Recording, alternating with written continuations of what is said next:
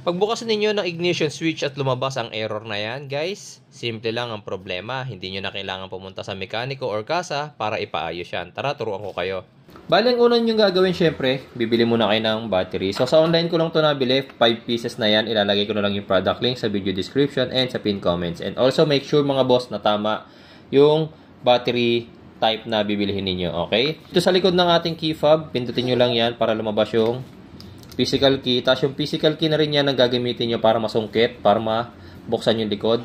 Medyo iangat nyo lang na pag ganyan. Ayan, pag umangat na, makikita nyo na yan. Tapos ito yung ating pinaka battery. Ayan. Makikita nyo rito sa likod kung ano yung code din ng battery. CR2032. Then, ilagay nyo na yung positive. Ayun. Okay. Tapos, ibalik nyo na agad yung inyong key fob.